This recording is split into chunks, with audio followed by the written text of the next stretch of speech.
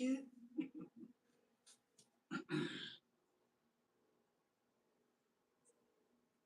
That's good. All systems is go. Let's get it.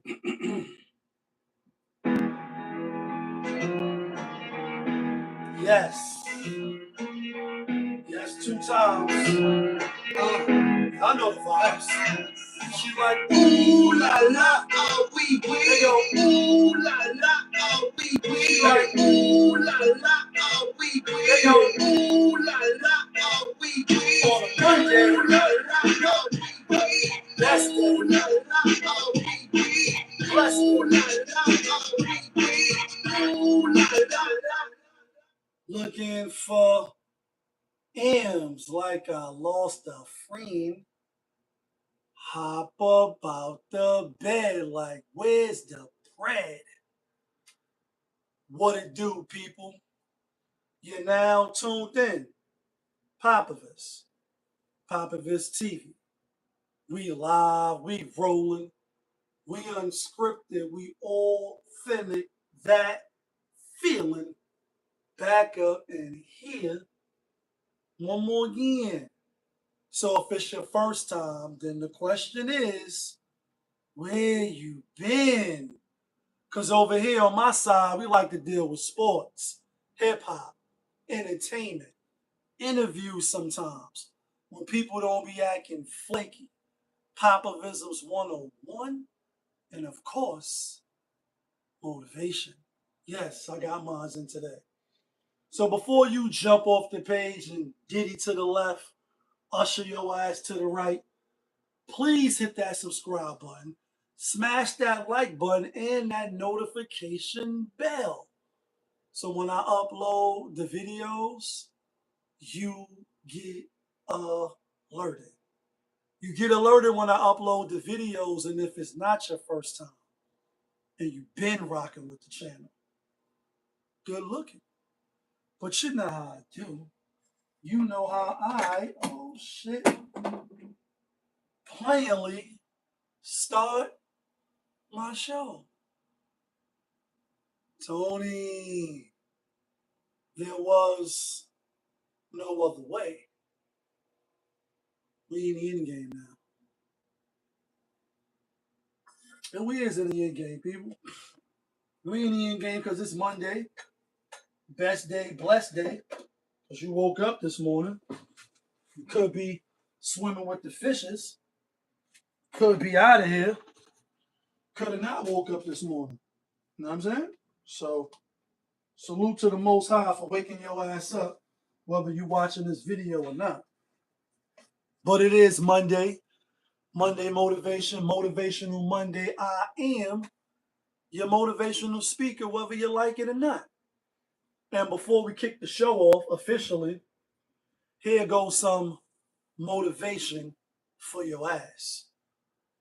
Your gratitude determines your attitude. Your attitude determines your altitude. Right. Gratitude, attitude, altitude.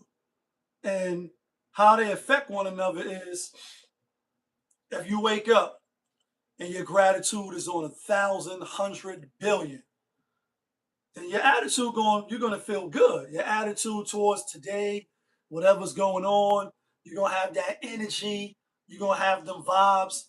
The aura surrounding you is gonna be positive, it's gonna be optimistic. And therefore the feelings and the energy that's surrounding you will cause you to go up. Like no matter what's going on, when people bump you or the train is crowded or whatever, you 52 block all that and you don't let it distract you, you don't let it bother you. You just keep on going because you got the shield on. It's like Bruce Leroy catching bullets with his teeth. Nigga, please. You're going to have the glow and nobody going to be able to penetrate that glow. So you get your altitude, you're going to fly high. Like we fly high, no lie. You know this, boy, you flying high, and ain't nobody could touch you. The flip side of that is if your gratitude is low, non-existent, you don't give praise to the Most High, you don't give thanks, you're not appreciative of even waking up. The night before could have been a bad night for you. Could have been a bad day. It ended up being a bad night for you. You went to sleep and you woke up with that same energy, as opposed to saying, damn, yesterday was tough, but I woke up today. A lot of people didn't wake up today. A lot of people can't get out of bed. They wish they could get out of bed. Their health won't allow them to get out of bed. They wish they could just get up and walk to the hospital window, take a peek out. Who's that peeking out my window? Wow. Feds on me now. Just get a little peek, see what's going on. They can't even do that. You got your health. You on the books. You woke up on the books. But your gratitude is low. You don't give thanks to the Most High. If you don't believe in that, that's fine. You're not appreciative for the day that you have to be great. Every day that you're not dead or locked up or bedridden is a day that you could be great. And so that affects your attitude.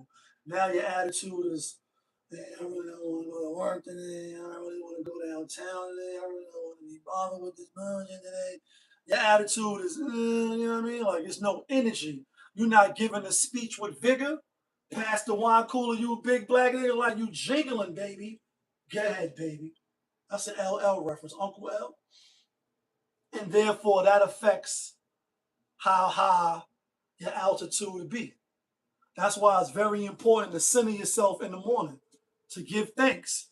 You know, after you brush your teeth and wash your ass, dirty motherfuckers. Like, I mean, brush your teeth, wash your ass, I mean, put some water on. But I'm being funny, but I'm not, because some of y'all don't wash your ass. But when you give thanks in the morning, that helps your attitude out. And if you don't do it, you should try it. You know what I'm saying? And see if it works. Then you could come back and hit me. You know what I mean? And let me know if it worked for you or not.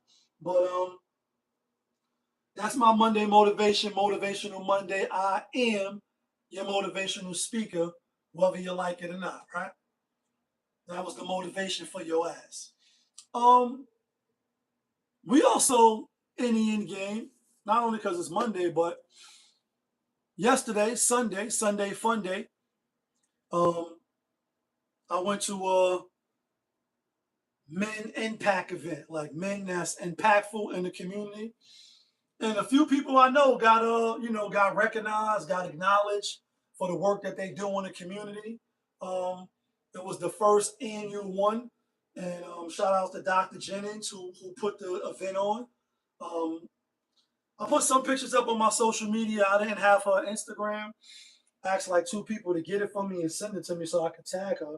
But nonetheless, it was a nice event. My uncle got recognized, aka OG Daniel, you know what I mean? D Nico, D Love, or as I like to affectionately call him, Big Time, right? I don't call everybody Big Time, but he's Big Time to me, right? Love you, bro. Lou Sims got recognized. Tone got recognized from Legends, right? And a slew of other people. So it was a nice event, especially being the first one. It was a little hot in there, not gonna lie. Definitely was a little hot in there. Getting hot here, getting hot here.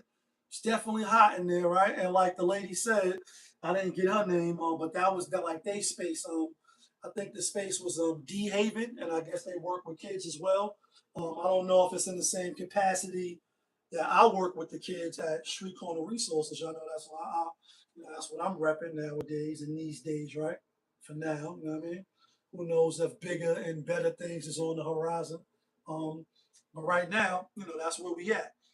But she was like, we take donations and we doing this shit, you know, basically with help or without help, right? And that's going to be the theme in this particular topic as we continue to roll on for this Monday Motivational Monday. I being your motivational speaker, whether you like it or not, right? So she's like, we take donations and the kids and all that, woo, woo, woo, ah, ah, ah. And as some of the, the people who was honest, was speaking, and, obviously I was moving around, Papa his TV, with the camera. I didn't really get no interviews, but, still was a good networking event to see how things work in the back office, so to speak. But a few times throughout the event, you hear, you know what I mean? Like, you know what it is, and you know what it sounds like. Well, it sounds like it's a lot that I don't know about cure violence work, the political side of things, being a community. I was about to say activist, but not. I don't know if I fit that vein. I'm definitely for the people and gonna fight the power. I don't know if I want to use activist too loosely, but nonetheless, a community, engager, a community worker, somebody that's in the community to try to make the community better. I definitely will put that title on and put that jacket on.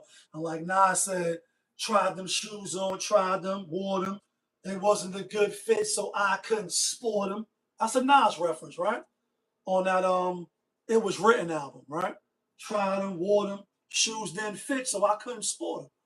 These are the shoes that I think fit for me and, my journey, throughout life, for my 40-something years and being on this planet, right?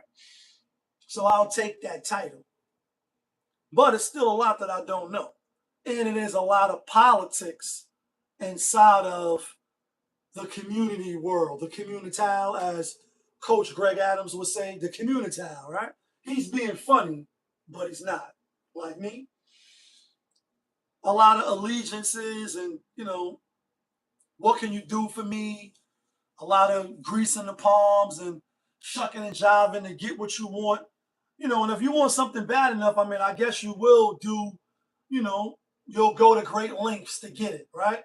Now, whether it's the scumbag way or the backdoor way, that remains to be seen as far as you, and you're going to come out in your own way, like the purple tape. That varies on each individual. You know what I'm saying? If you're a scumbag type of person, then you'll probably do scumbag shit to get what you want.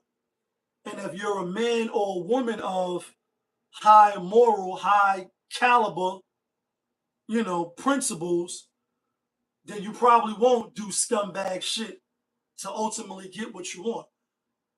And everybody is different. So people gonna do what they're gonna do. You know what I mean? What's up, sis? How you doing? With that being said, you hear a lot of the theme of people saying like, we kind of all do the same thing, or we all want the same results. So let's not fight each other. Let's not 52 block one another. Let's work with each other. Let's cheer each other on, and let's help each other for the betterment of the community, right? And I guess I'm naive because, like I said, I only been like in this work, really in the work. Because some people, they online, they talking the good one, etc. And I was online doing, talking my shit, but pushing the word to the right towards the youth, whether they was listening or not. That's a whole nother, story. But in the real life, when I seen that I had their ear, then I chopped it up with them. Then I engaged with them. I never was one to like run away from the engagement. And we'll come back to that in a minute. But it was on a low level scale, let's be honest. And then when I got with, Street Corner Resources, as I said, and their views and opinions are not particularly mine, and mine is not particularly theirs when it comes to this channel and my viewpoints on how I view things, just so we clear. You know what I'm saying? I got to keep it real, and I got to talk about my life and how I see it, to quote Martin Lawrence. But it's still a lot that I don't know on the inner workings of when you're writing grants and you're getting funded from the city, when you want money, when you want recognition, when you're fighting for a piece of the community pie. I'm going to just use community for lack of the proper terminology, right? And I probably should know, but for a lack of a better term, community work, that's sufficient. So if it's 10 of us, right, and we all jockeying for position to be the face, to get the most dollars, to do the most work for the kids, etc. We may have different principles or go about it in a different way, but the goal is ultimately the same: to save the life, to save the life, to save the life. Now I'm sounding like Umar Johnson, right? When he be repeating shit. Well, that's the sunnah, by the way. The Islamic, that's the sunnah 3 times so they can get the picture, so they can get the message. You want to save the life. You want to improve upon the life. You want to make the community better. But since I've been in this work now for 13 months, coming up on 14 months, you hear little whispers, little rumblings of, everybody really don't want to help one another as they say they do. It's really just me, and and what can I get out of the system to benefit me and my pockets? And it's disappointing. I ain't gonna lie. It's disappointing. It's what can I equate this to without here's a great example. When I first was learning about Islam, right?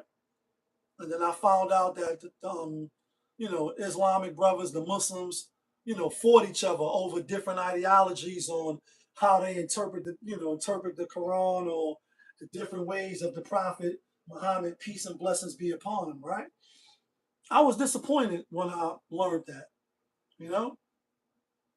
I was disappointed, when I found out I have the same father as my other siblings, right? You know what I'm saying? Certain things you disappointed now. You get over it and you got to keep it trucking. You got to keep it pushing.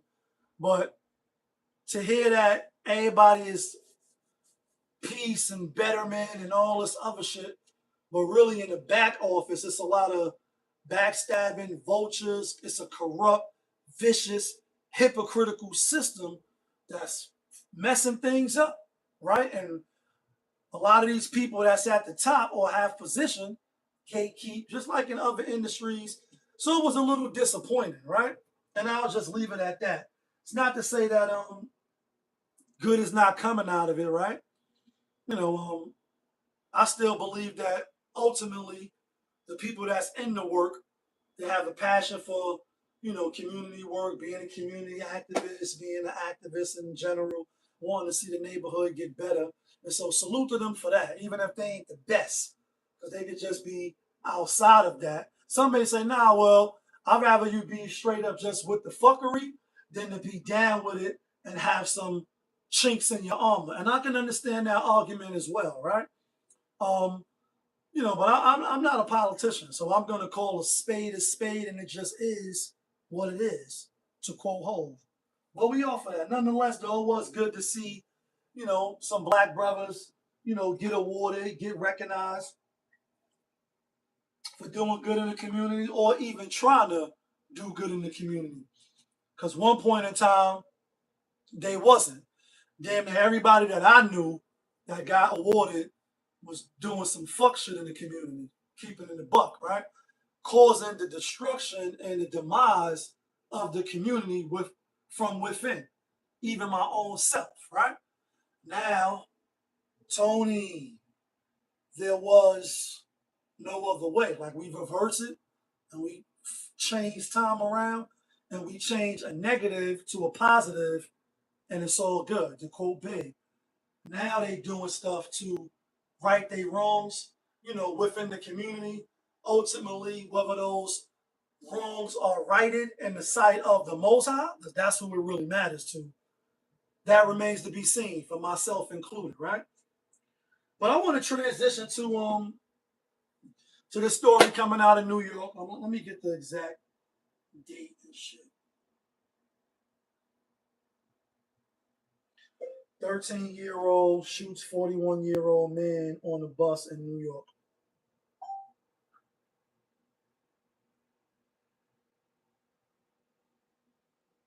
This is old.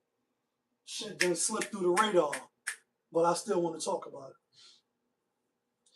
Man on a bus fatally shot after telling gunman to stop yelling on his phone, police say. 41-year-old man was shot and killed on an MTA bus in the Bronx on Monday.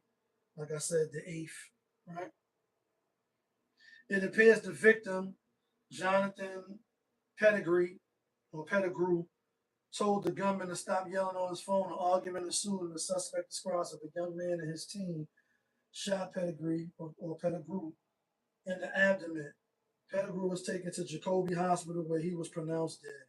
His family said he had just gotten an apartment last year because he finally had full custody of his 7-year-old daughter, right? And so the story is old, although I didn't get a chance to talk about it, even though I did a live on Friday night. It slipped through the cracks. And anytime I think of a bad story, I think of my man, and I won't say his name, you know what I'm saying? A young brother from Harlem, you know what I mean? His man, another young brother, another teenager, and I was in the car with my small boy and one of my mans right here on Harlem, driving past the Schomburg Library, and the brother that I'm talking about, whose name I won't mention, his man got gunned down in a brutal way. You know what I'm saying? And I seen it. You know what I mean? My son seen it, right? My man seen it, and the crazy part, I want to talk about Jonathan and the 13-year-old killing, but I want to drive a point home. Police was right there. Happened to be 3 women cop and 1 man cop. And as the shooting was taking place, the way the traffic was on 130, wasn't 135th, it was 136 in Lenox, where the Schomburg starts at, right? The library. And I'm from Harlem. And we seen the gunman or whatever shooting back. His man was was down. I guess the hitters hit him up, and then he was just basically firing back, right? And police was right there. Like, we watched the police as it played out in slow motion, right? And I'm not trying to be dramatic, right? A life was lost. I already did a video about this, but I just want to bring the thing up that when I did the video on what happened, because my son was in the car, right? And he in college now. This was a few years ago. The person whose name I won't mention is also from Harlem. That was his man. So that's his man, right? And I talked about it just like the news talked about it. And then he sent me a DM and shit, before we got each other's numbers and all that. He younger than me, right? Young brother. I mean, he ain't mad young, but he younger than me. I'm in my 40s. I'm old now, right? All praises due to the Most High. Hope I continue to stay old and get old. He hit me up mad, like, yo, what the fuck, bro? Talking about my bro, whatever, take that shit down. That shit ain't right. Woo, woo, woo, right? And I hit him back, obviously, because I know the brother. I know him better now than, at this particular time that I'm talking about. And I let him know, like, yo, one, the news is talking about it, so be easy. I understand emotions is high. I understand this is your man, so I'm definitely not going to make light of that. But be easy on how you talking. And I took the video down out of respect. And then we had a conversation after that, etc. And then I ended up putting the video back up. I privated it, then I unprivated it. And here's the reason why I said all that, right? And the Boys in the Hood movie, right? Ice Cube at the end of the movie, before he gets killed, ultimately, right? He said either they don't know, don't show, or they don't give a fuck about the boys in the hood, right? That's how the movie goes off as he's walking across the street and then ultimately he disappears because he dies. I say that to say this story in the Bronx where the brother Jonathan was killed by the young brother, 13 they saying, right? Young. It slips through the cracks. It's talked about for a quick minute, then it's gone. That shit is gone in thin air. Nobody cares no more. It's just another person gone, another person of color, another black on black, and nobody gives a fuck. And it's like what I quote on this channel all the time, I'm being funny, but I'm not. And it's the Cameron quote as Rico from the Paid in Full movie. Niggas die every day, B. Niggas get shot every day, B. But I flipped it and bounced it, and I changed it to babies die and get shot every day, B. And somehow, in some way, niggas got comfortable with that. So it don't even penetrate you. It's like, yeah, Baby got shot today, 5-year-old, 3-year-old, 4-month-old, you know what I mean, a 1-year-old, you know, niggas got killed, niggas came through, lit it up. And like and Jada said, right? Niggas either shot or nigga, you either getting shot or you shot it up. If you know what you got, you ain't got enough. So now let's get to this particular story. Because although it happened on the 8th and I did a show on Friday that just passed, I ain't hear about it. I heard about it now. I'm looking for time. I said, oh shit, 13-year-old shot and killed the man on the bus in the Bronx. That's crazy, crazy, shit crazy. So let's talk about this story now, right? And my reaction to it, my thoughts and opinions on it. Whether you agree, whether you disagree, you can drop it in the comments. So first and foremost, right? I was talking to one of my old heads. He older than me. He's like 59, 58. Good brother, right? Somebody who I look up to. And we was talking about this situation. And he brought this to my attention. When we were young, himself included, right? Yeah, we didn't listen. We got our ass beat. We did dumb shit. We did shit. But ultimately, the men that was in the streets that was over us, or that had the block, that had the hood, we respected them. We respected them. And some of that respect, you could sprinkle in a little bit of fear. You could sprinkle a little bit of fear of the consequences, right? And to give an example of that, like I said, Lou Sims, he got awarded yesterday, right, from my block, even though he's not technically from the block, but he was from the block due to the lynch mob and all that type of shit. You know what I'm saying? But as they was running the block, us as little niggas, right? They older than me. And at that time, I was a little nigga. And I was a hard-headed nigga who didn't listen, so you got what you came for. Surgery with the chainsaw. We was running around and doing shit, being mischievous and starting to get into troubles and all that, right? And Fat Leon had the block at this particular time that I'm talking about, right? Before the feds came and snatched all of them up and gave them niggas all that time. And shout out to Farris, his birthday is today. You know what I mean? Shout out to Farris, another of the brothers I, looked up to, one of the old heads. They old now. Keep it, they still look young, like I still look young, but they old now, right? Especially to somebody that's 13, 12, 11, 14, 15. Them niggas is old, right? And they probably don't even know none of their history, some of them, right? And they don't care. But the point that I'm making is that when they had the block, when they had the hood, when they was out doing what they was doing, right? You couldn't just do anything you wanted. You couldn't just come out and shoot people on the block and open up shop and, call shots on the block and all that without them having to say. And like a nickel bag in the park, I want in. You got the girls in the back dancing. You got the moonshine licking, nigga. We want in. You under us. Don Corleone, you under us. And that's the reality, right? And a lot of it, again, a little sprinkle was fear. Yeah, I don't want no problem with these niggas. I don't want to cause no problem. I remember a few times, like Miss Kathy, get your son, because I was one of them. Know what I mean? I might have been an anomaly with a few others that was, with all the way with the shits. Crazy Lee at one point in time. So you couldn't tell me nothing. But if one of them told me something, definitely was listening. Even if it was for a little while, a few days, a week, a month, then do some dumb shit. But initially, you're going to listen. How does this tie into this brother who was on a bus, just got custody of his daughter? You know what I mean? I guess starting to put the pieces back to his life. And, you never know when you're going to be out of here. Your record deal, your video, out of here. Your Mercedes-Benz and your Range Rover, all that shit is out of here, right? You just never know. That's why you got to give thanks and going back to gratitude in the morning when you wake up. Back in the day, somebody said, yo, cut the noise out.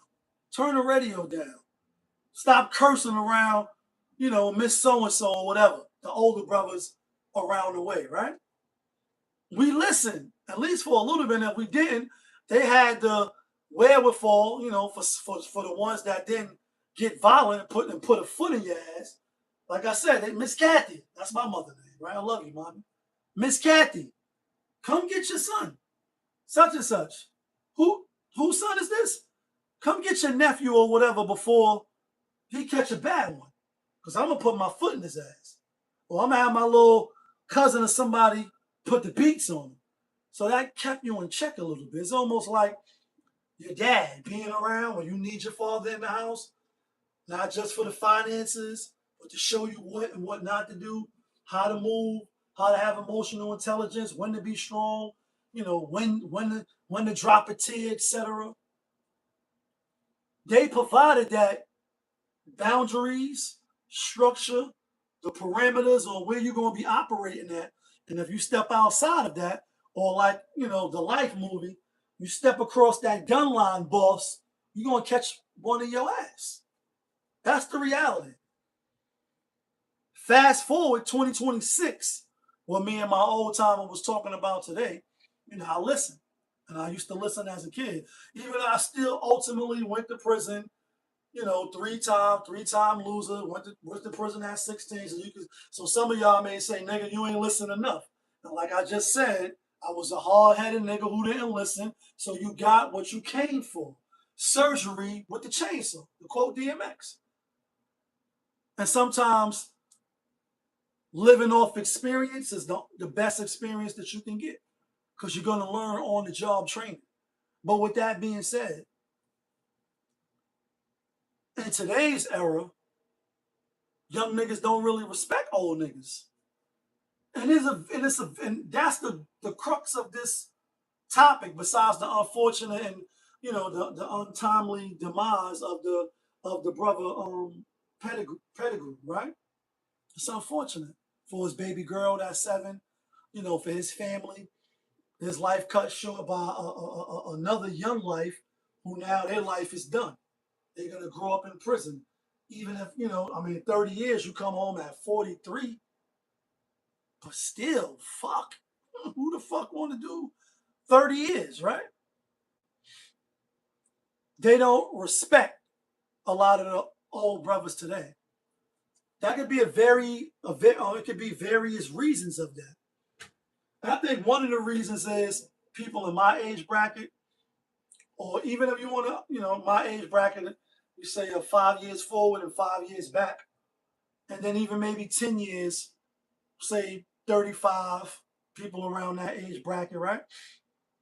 But definitely, Generation X individuals. We've been through a lot of shit.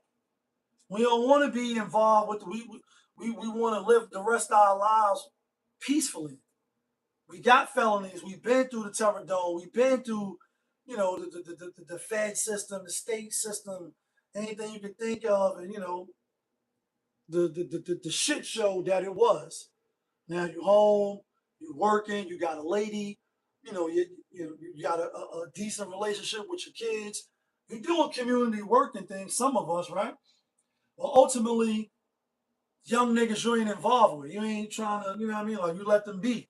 They don't bother you, you don't bother them, right? You ain't trying to hang with them, they ain't trying to hang with you. So there's that dynamic, right? It's also the gang dynamic. Niggas is gang, whereas before, that might have been low-level organized crime, you know what I'm saying, in certain areas and blocks and hoods and things of that nature. But it wasn't no gang shit. It wasn't one or two people calling the shots, etc.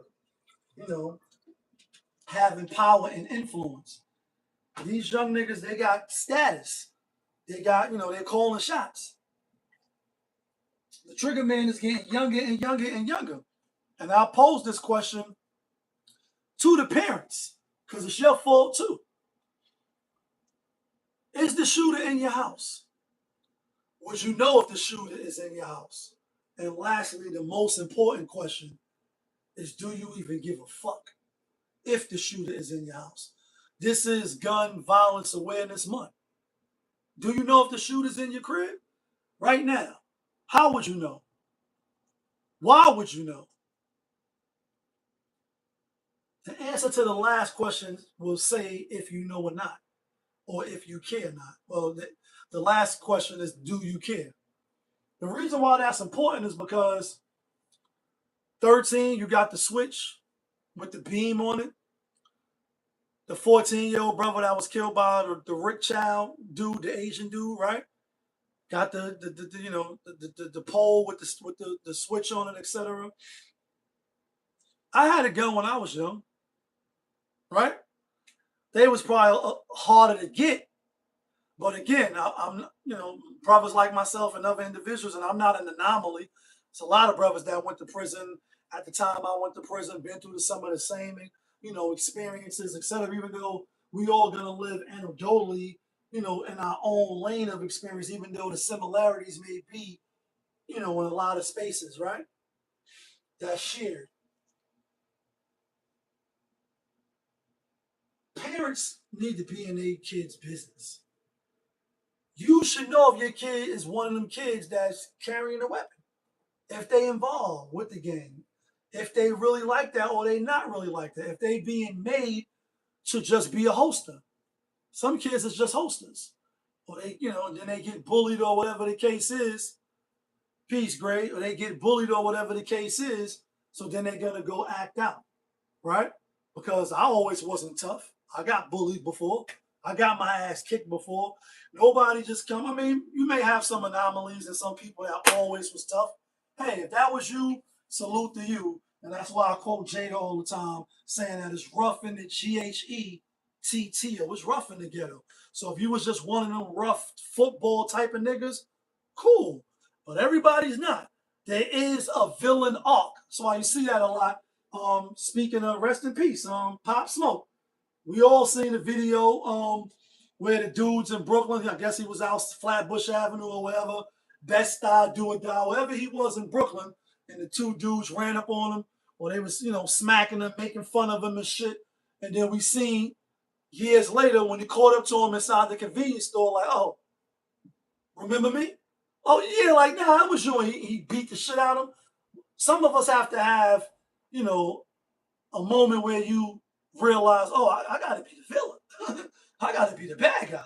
Nigga took my hat and my cookies. Nigga took my shoes and my leather jacket, if you was lucky. I mean, the girls think I'm soft, so I gets no play. Oh, I got to be the villain.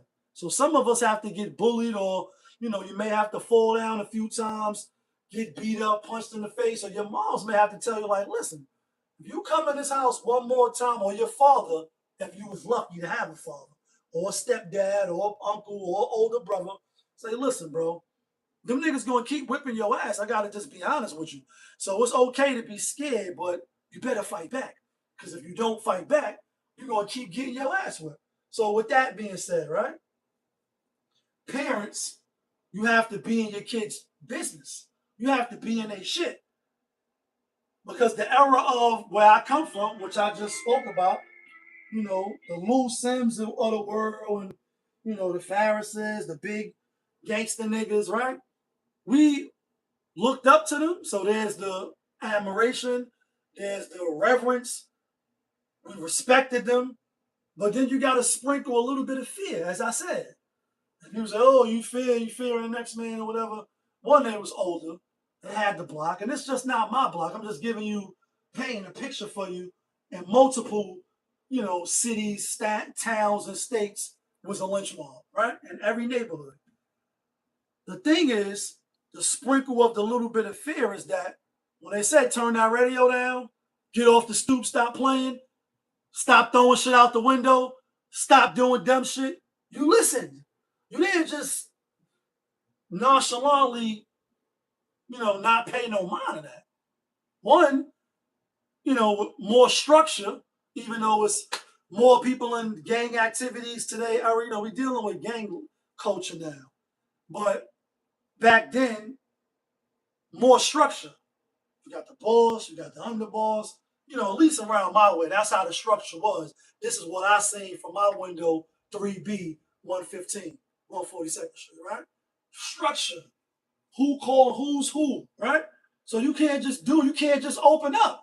You can't just go rob nobody without permission. Now again, as things start to evolve and you come into your own, things could get a little messy. But for the most part, the big disparity that I see from yesteryear when I was coming up, 13, 14, 15, to now, right? They don't respect old niggas. They looking at old niggas, you're an uncle, you're a grandpa, you washed up, you're not outside. You may go outside to a lounge and fuck with your other old head niggas that you grew up with, and y'all in your own area. You're not where the young niggas is at. A lot of us are not. You're not. So, and then you don't even want to be bothered. You don't want no parts of them young niggas. You with your old niggas you grew up with, your co-defendants, your day ones, niggas you went to high school with. Everybody cool now. You know what I mean? And that's and peace, my nigga. Niggas you had beef with because you're old. Y'all all been to prison. You all did time. You all do, time away in the system. So you working now. You got a car. You got your apartment. Or you got your lady. You building relationships with your kids. You trying to still figure out life closer to 50, or some of us is in our 50s. So you ain't got time for them young niggas if they not your kids. Why would you? Right? And so the respect, the admiration is lost, and the little bit of sprinkle of that fear is gone because you're not on the block no more. If you are, older niggas in your era is looking at you like, bro, them days is over. You still out here pitching and trying to go hand to hand or whatever you doing. Them days is over. Young niggas in the game culture got this shit. Let them niggas have that shit. My credit is up. Or I'm trying to get it up. So that era is gone. Where when we stood outside as young niggas, you couldn't even stand outside too long. Because they're going to tell you to move. And you better move. Or your mother or your stepfather or your father going to have to answer to the gangsters, the goblins, and the gremlins. And then you're going to answer to your parents. Plenty of times, Miss Kathy, come get this little nigga because he throwing shit out the window or he fucking with docking them in the store and you fucking the business up. And we can't have people fucking up the money because it's all about the money. It's all about the money. There ain't no money out here no more like that. And if I'm wrong, then correct me. But what I see is a big gap. And that's what me and my old head was talking about. You're like, yeah, you looked up to them. You respected them. You feared them a little bit. So you wasn't going to get out of line. And they wasn't going to let you get out of line. Nowadays, these young kids, they ain't worried about getting out of line. They online. They got the switches. The shot callers is getting younger and younger. Niggas is catching bodies. You may know, you may not know. Some of them not caught bodies. So they feeling themselves.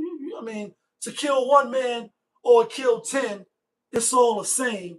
Besides, they can only kill you once. I'm only being loosely by saying that because anytime life is lost, it's a bad thing, right? Unless they was a scumbag and everybody knows. But other than that, life being lost is unfortunate. That element of the hood is gone. It's gone. Because you going to work. You on parole. You ain't trying to go back to that yakisobe and chili con corn because you know already. They don't know. You know you can lose your life. You know you got 3 felonies and the next one you're out of here. You know you can't afford to catch a assault case because you got shit on your rap sheet. You ain't trying to deal with them niggas now. Some people like myself who also fit in that category and not wanting to go back took the route of now I'm a cure violence worker. So I am working with the youth now.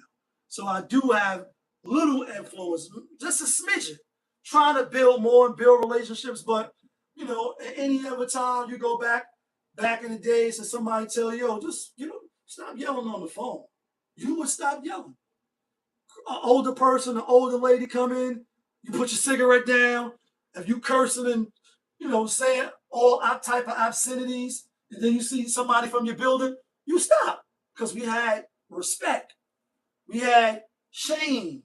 People could get your parents on the phone and say, yo, this nigga was downstairs cursing up a storm and stealing out of the store. And you're going to get your ass whipped. Now, again, I still went to prison 3 times. So, I was a hard-headed motherfucker. But the point is, that type of infrastructure still was there. It's completely gone now. It's completely gone. So when you tell somebody, my grandmother's here with me on the bus, and I'm trying to take her to her appointment, can you just stop cursing on the phone? Nigga pull out, blow you away, and that's that. And that's a sad, sad reality. You know, rest in peace to the brother, you know what I'm saying? Etc. It's sad. Hold on a second. Let's get into this other topic. Hold on a second, though.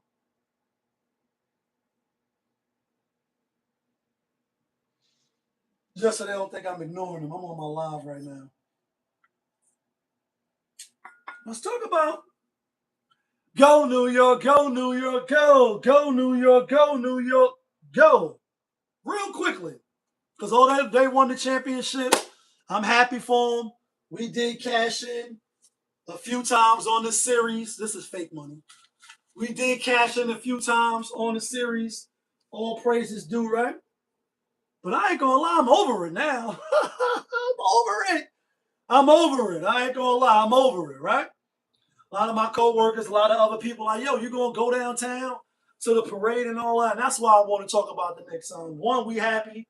Salute to them. They did it 53, 51 years. Finally got to see them do it in my lifetime, although I seen them get to the finals. This is the third time I've seen them get to the finals. 94, locked up. 99, locked up. Finally, they made it to the finals 2026. I'm home. I'm alive. Feeling great. Energy is up. So I'm happy for the city, etc. Right? We already talked about the buffoonery and the fuckery that's going on downtown. Real quick side note, couple of new videos coming out of Texas at the Alamo Dome where the Spurs play or whatever. I think that's the old name. Where a couple of New York fans, I don't know if they're from New York or they from near, but they had the jerseys on. Videos is more brutal than the New York videos. Niggas getting the shit beat out of them. Bad, mad kicks to the face. Like, you know, if you ever got kicked in the face, you know that shit could daze you. So why he trying to on the ground on all fours trying to get it together, bang, another kick to the face, bang, another kick to the face, kicking them all in the ribs. And that was just one person. His girl was like, please just stop beating the shit out of him. They was whipping his ass. And I'm not saying that funny, playingly. I know I'm a little dramatic, but I hate seeing shit like that, right? Because it's like, you got all this energy. It's almost like Bloods and the Crips on this gang shit again. Like, you fighting over colors. All that gang shit is for dumb motherfuckers. And if you ain't dumb, then that's cool. But that's what Tim Dog say, and I agree with him. That's for dumb motherfuckers. You like it, you like it, you love it, you love it, you hate what I'm saying. I don't care. That's for dumb motherfuckers. So fighting over now, if you bet some money, you could be mad. Told y'all plenty of times, we in Wild Wings, they got money, you know what I mean, on whatever team, not just rooting to be rooting, but trying to win some winner chicken dinners, and then somebody rooting against you. Yeah, you may be a little mad, but you more so mad that you might lose money, not because they rooting. And to see that people act out in the way they act out is just crazy. But back to, New York, and the parade is on Thursday. Juneteenth is on Friday. It's going to be a busy, busy, busy weekend, right? From Thursday, Friday, then Father's Day for those that celebrate. On Sunday, salute to you if you do celebrate, etc. Y'all know I don't celebrate. Are you going to the parade? And it's going to be a ticket parade for those that don't know, with like New Year's, when all, the shit flying down. They're going to go all the way up to City Hall. I've been down to City Hall. Dr. Aisha, my CEO and founder of Street Corner Resources, I was with her when she got the key to the city. So in that whole little area, that's where they're going to be doing, that's where they're going to get the key to the city. The team going to speak and all that. But they telling people they're going to have to show up 2.5 hours early. You're going to have to find a spot. And, you're just going to get a glimpse of the float going by. You may wave and show your little knit gear and all that, but I don't know. I don't know if I'm fucking with it. I ain't gonna lie. At first, I was like, yo, this is once in a lifetime, but I ain't really overzealous like that. I'm more happy winning some money than to see them in person and live and be rooting them on. You won and that's it. I should over with now. Shit gonna last till about October when the season starts. Then you're gonna have to defend that championship. Are you going? Have you ever been to a championship parade? I know a lot of people went to the Liberty Parade, but trust me, that's gonna be nothing in comparison to the New York Knicks when they go down there. It might rain, it might not, even though I know that shit ain't gonna stop nothing. But I don't know if I want to be piled up on a whole bunch of people just to see, you know, some of the players drunk and talking shit when I can sit right in the crib, watch that shit perfectly clear on the big screen. Lastly, though, before we get off the Knicks topic, right? Y'all know sports is scripted and rigged, right? I'm gonna say that again. Y'all know sports is scripted and rigged, right? Cool. If you don't know, that's fine. If you don't operate with that assumption, that's fine too. That's how I operate. And I know one day it's gonna pay off, and that shit gonna have a nigga be a millionaire off of gambling. With that being said, 1999, right?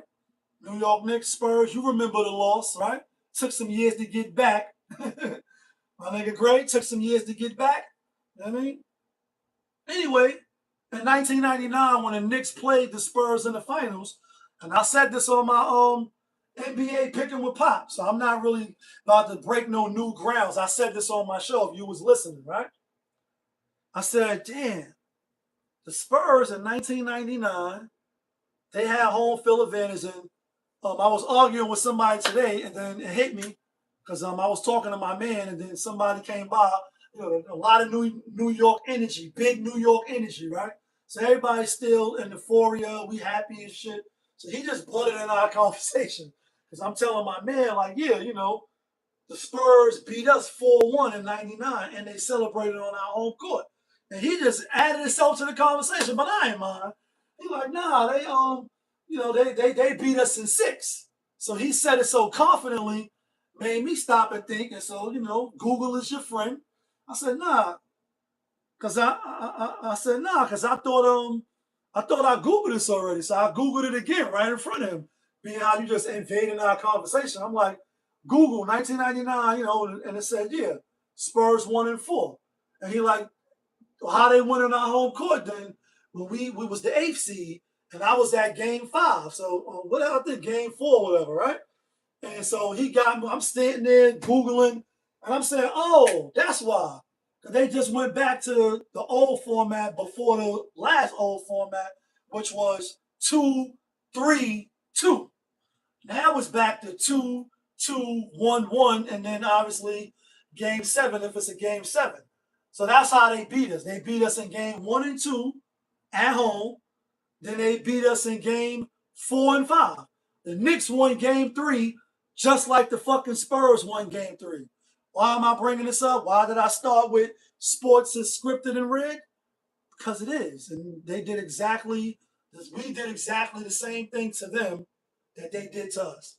That's why on my video, NBA picking with Pop on the last day when, like, are they going to close it out or is it going to come back to New York for a game 6? I also mentioned the parade, Juneteenth, and people in the comments was like, nah, you know, the NBA won another game. It's more money. There's always money to be got. Not to say that they don't want money. There's always money to be got. But they don't need one particular game. The house always going to make the money. But it's like, do they want to travel back to New York? You got the World Cup here. You got Juneteenth coming. You got a lot of shit going on. Let them just win in San Antonio as they did, same way they did to us. They won game 3. Knicks won game 1, 2, 4, and 5. You can't make this shit up. It's the exact same mirror, except the opposite team won. That's how you know the shit. What's the odds of that? I get it. The Knicks is better and all that. Knicks is down in every single fucking game that they played. And trust me, I know, because when they was down 29, I bet 260 that they come back, and I won. So I'm not surprised. I'm not shocked and amazed when you put the beat on. Then it's that whole De'Aaron Fox and, you know, Mike Brown and Sacramento. A lot of similarity, a lot of shit that the average fan or the average bettor, they don't dive deep into it. They don't go looking for the clues and all that to find out, you know, and obviously sometimes you're wrong. But with that being said, is there anything else? There's one more thing. One more topic, rather. The Ha Davis, the comedian. So we in the end game because Ha Davis, he's been trending for a couple days now. Like Shannon Sharp, for whatever reason, the Club Shay Shay or whatever his, I think it is his Nightcap is with him and Chad Ochocinco. Him by himself is Club Shay Shay, right? Whatever it is about his demeanor, his style of interviewing or conversationalist, because he said, I'm not an interviewer. We just be having conversation. He had Ha Davis, right, on his show maybe like 7 days ago. And he been spinning for the last 4 or 5 days. And on the Shannon Sharp show or whatever, Shannon was asking him about, bringing other people into your bedroom. The only reason why I want to really cover this, not to be messy or care about what you're doing in your bedroom, right? But people act like this shit is brand new. Like that celebrities, we seen the Diddy trial, we seen various people that's in the public eye put their business in the street, air out their dirty laundry, from Stephon Diggs to Now, whoever you could think, whoever you follow. All you gotta do is open up any one of these social media apps, and everybody's personal business is out there, right? How much it cost to rent them for a month, whether it's 30 bands, 40,000, the Aisha Diaz, whoever it is, right? Everybody put their business out there, but everything ain't for the internet. That's why I want to talk about it. And also that when you do see something that one of these individuals decide to put on social media, don't be shocked and amazed. This is you acting like this is some new shit. They've been doing this. So don't be shocked and amazed, and don't put all your oomph into a motherfucking celebrity. Because they've been doing weird shit behind these doors. This nigga said that this dude who he had bring into his bedroom, because I think Shannon asked him based off another interview where he was like, yeah, we bring people in, but as a man, you think you bringing other women in, right? Because, naturally, you're going to bring other women in, right? Like, as a man, you're not bringing no another man in to fuck your girl or your wife, are you? I know you got the cockholes, and normally this type of weird behavior, was reserved not strictly, but you see a lot of white guys, right? They wanted the BBC on their wife. They want the black nigga to come in the Mandingo. We the super warriors and all that, right? We the Sheboygan people. We the Sheboygan people, right? Right? And so that's that type of way, man. I'm gonna pay you, come, slay my wife. So when he first said it, nobody really questioned it. But Shannon asked a little more deeper. He like, so, what does she say? Woo, woo, woo. I want to have the same thing, because a lot of women say that now. Well, if he can have a threesome, then I can get another man too. What's wrong with me having another man, right? I'm sure y'all heard it. And so he was like, oh yeah, we did have somebody come in, another man, right? And I would never do it again. And they've been dogging him in the comments, dogging him to where he had to come out and publicly apologize to his new girlfriend. Because that old girlfriend, he not with her no more. He with a new girl now. And niggas is in the comments. The internet could be brutal. But you got on Shannon Sharp and said you watched another man dog walk your girl, bro. It's not a train. That's your girl. It's a difference. In trainers, we all get a turn and shit about it. If that's how y'all giving it up. If you ever been a part of those type of things. You know what I'm saying? Then she ain't nobody girl. She for all of us. We having a good time, all willingly. And then after that, that's it. You just hope you ain't the last one on the line. This is something different that you inviting on your own. But it's not nothing new. They got money. They live in different type of certain celebrity circles in Hollywood and New Yorkism and wherever they doing this shit at. Houston, Atlanta, Vegas, right? Some Drake shit. Coming to you live from Houston, Atlanta, Vegas. Everybody act like they surprised. I'm not surprised. I'm not surprised in the least, because he's not the only one. There's plenty of men and women sharing each other or involved in, behind closed doors activity. Now, what you do behind closed doors is your business. That's why I said I don't really care to talk about it from that perspective. But when you bring it out to the public, now I can still choose not to speak about it, obviously, but it's a lesson to be learned. Learn what you're doing behind closed doors, especially if you're not a celebrity. Don't, unless you're trying to open up an OnlyFans or your motive is to get people to check out your content. And so you want to be a Lexington Steel, or you coming out, you want to be the next Cherokee with the ass, so you got people checking out your content. So you doing stuff like that for the views. But if you just a regular Joe and your sex life or your sexcapade is a little wild and crazy, that's fine, because we all adults. As long as it's consensual, as long as you protecting yourself and the person you with, do you. Because nobody cares.